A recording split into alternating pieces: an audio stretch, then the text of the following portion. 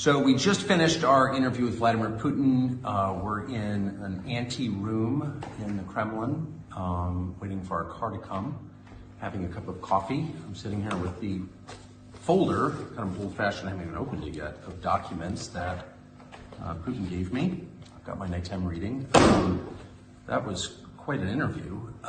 It began in a way I didn't expect at all. I'm still thinking it through. This just happened, so my thoughts are inchoate, but I asked him, of course, the obvious question, which is, why did you move against Ukraine 2 years ago, February 2022?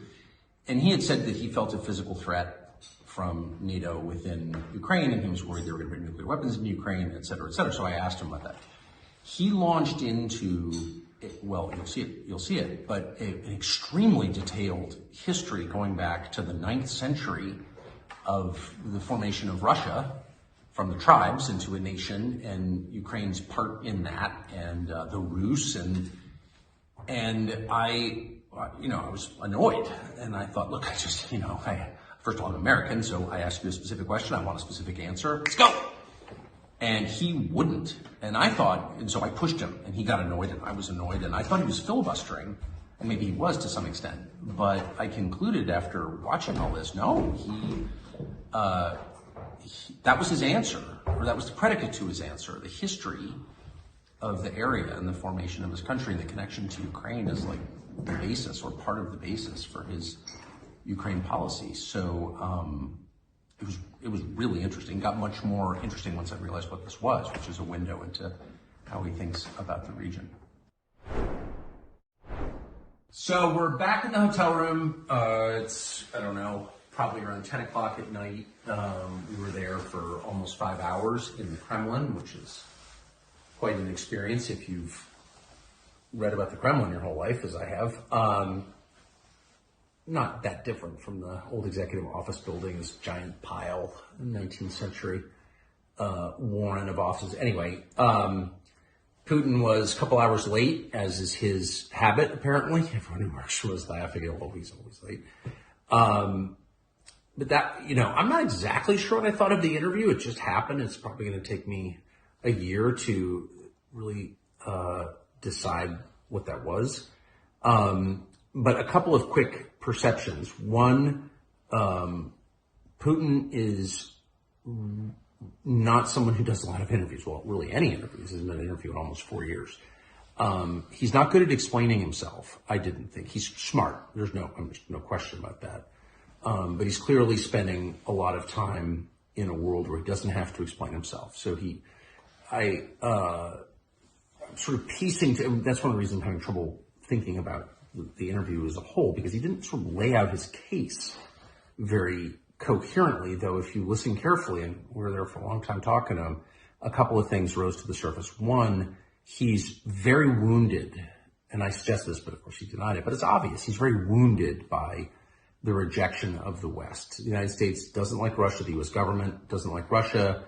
I think like a lot of Russians, he expected the end of the Cold War would be sort of Russia's invitation into Europe, or sort of into Europe, because it is a European country that's half in Asia.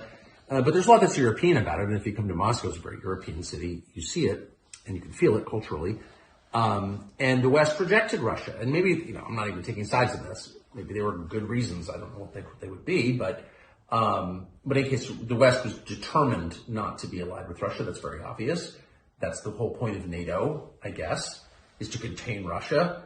And Putin is wounded by it. He's very upset about it. His eyes flashed. When we talked about that, as we did, for probably over an hour, he didn't have a coherent theory that he was willing to tell me anyway as to why that is. Russia's not an expansionist power. Sorry. You're not supposed to say that because all the Victoria Nulands and all the liars and ideologues who run the State Department want to make him into this, Hitler, Imperial Japan. But the truth is that that's just false. It's just stupid, actually. You have to be an idiot to think that. Russia's too big already. It's the biggest landmass in the world. They only have 150 million people. And they've got, 80-some effectively provinces or semi-independent states, but different nationalities and religions and languages. And imagine managing all that. They've got more than enough natural resources. They're swimming in natural resources. They don't have enough people in their view. So the idea that they want to take over Poland, why would you want to do that? They just want secure borders. Maybe they're too paranoid about it. Totally possible. Again, not taking sides. But the idea that they're going to roll into Vienna or something, you have to be like an idiot to think that. It's just not true. There's no evidence of it, actually.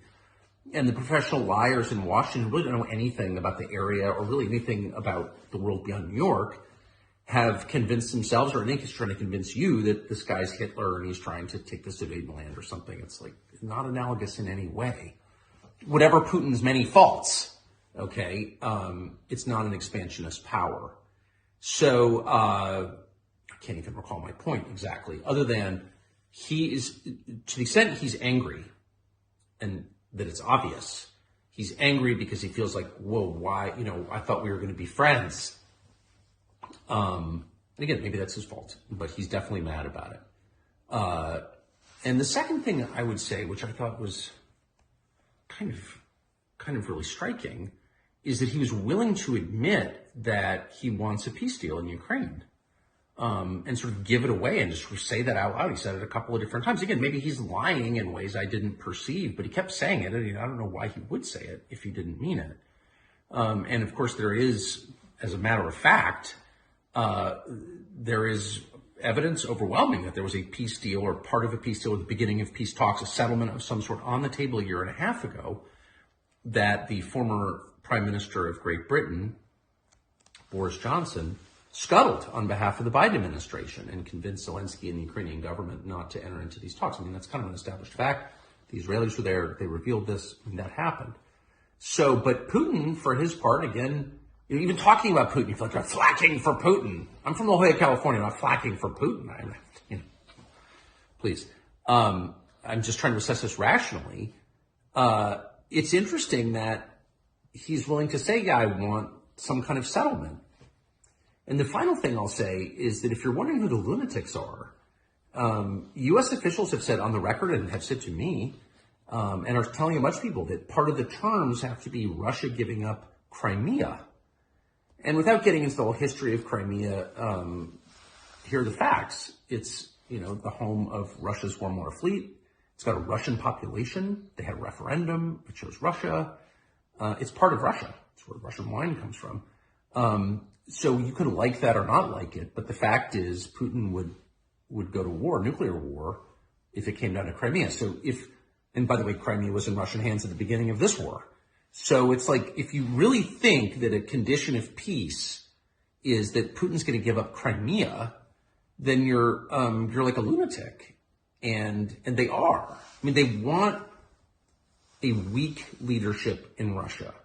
And the question is, why would you want that? How is that good for the United States? I'm not defending Russia, I'm defending my own country. A weak central government in a nation with the world's largest nuclear stockpile is insane. Especially a country as large and potentially fractious, with this many languages, ethnicities, religions, 20% Muslim population. You're just going to sort of let the nuclear stockpile float free and hope the best thing happens? You're a freaking nutcase if you desire that. And we are run by nutcases. The president and that poisonous moron, Toria Nuland, we're going to depose Putin. Well, then what happens? What happened in Libya when we deposed and allowed, Gaddafi to be murdered? What happened in Iraq when we brought Saddam to justice? Those countries fell apart and they've never been rebuilt again. In Afghanistan, we took out the central government and they came back. It's still run by the Taliban. So our track record of knocking out the leader, which is very easy to do, is spotty at best. Things don't always get better. And to do that to Russia, the largest landmass in the world with the largest nuclear arsenal, you're on drugs if you think that's a good idea.